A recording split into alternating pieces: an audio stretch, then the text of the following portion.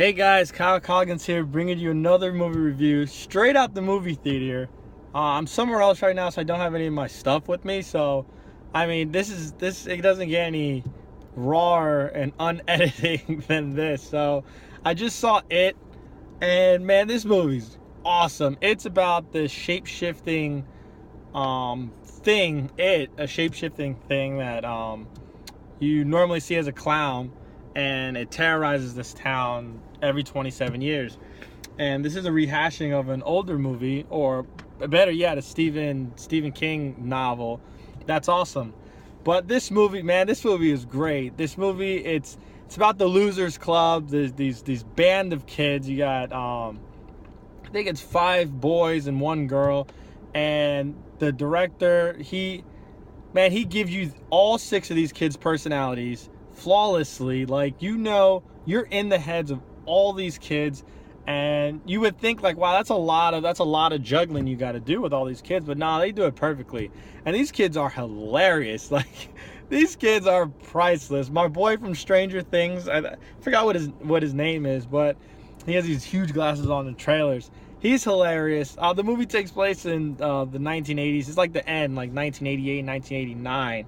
And you think about it, and you're like, okay, back then, I grew up in the 90s, but there wasn't like your parents let you out. You go to have fun, do everything outside, no worries.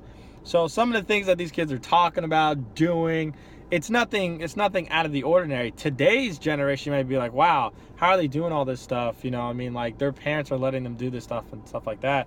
But nah, back then that's how it was. And I know kids that go see this movie now probably be like, wait, why are they whatever. Nah, like, that's how it was back in the day. You just go do what you got to do. Just come back before the lights come on.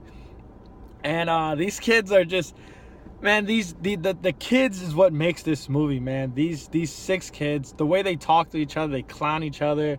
They're always talking shit, and it's hilarious. My favorite character in the movie was Stuttering Stanley. I think his name was Billy, but he's like the leader of the band, kind of. Not necessarily the leader, but his little brother Georgie is the one that goes missing from the trailers, and he just wants to get his little brother back. And man, I love this movie, man. This movie, it's a really good movie.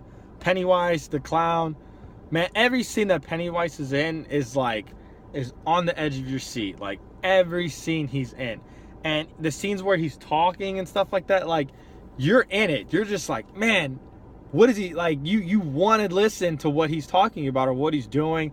Like, he gives you I don't know, he just gives me that Joker vibe, like, when he's talking or when he's on screen and things that he's doing, like, and he's hilarious. Like, this movie, to me, this movie wasn't your traditional horror movie. Like yeah, there's the gore, there's no pop scares, but like, yeah, it's a horror movie, but it's more of a coming of age type of movie for the kids. And yeah, Pennywise, it's there, and it gives you scares and stuff like that. But this movie is just, to me, it was hilarious.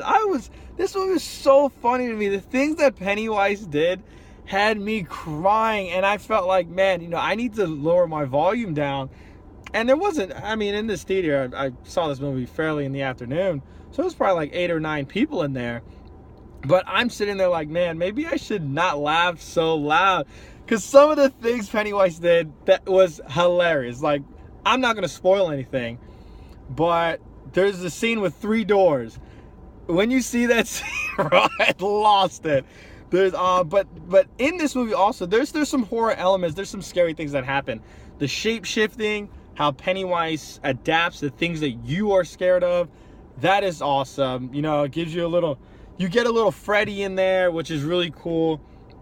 And for scary scenes, all I'm gonna say is projector.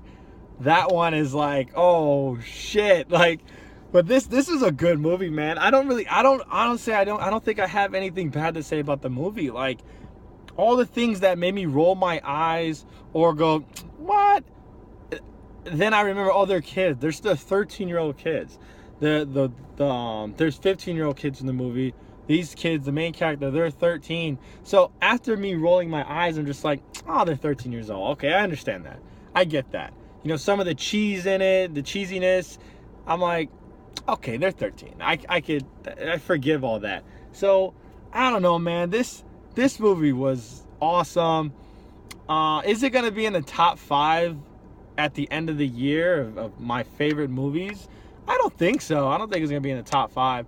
But that doesn't take away anything from it. The movie made $123 opening weekend, and that's with damn near the east side of Texas not seeing it, and South Florida, mostly all of Florida not seeing it, which I looked into, and that accounts for about 10% of box office. So for it to make $123 million, rated R movie, the biggest rated R movie all time was Deadpool opening weekend, 132. So for 123, that is amazing, and I'm pretty sure it would have beat Deadpool if, you know, those hurricanes didn't hit. But yeah, man, go out and see it, man. Nothing but positive things to say about the movie, and I think I give this movie a 9 out of 10. This movie's awesome, and I encourage everybody to see this. But thank you guys for watching. Like, comment, subscribe. I appreciate it. Go Packers.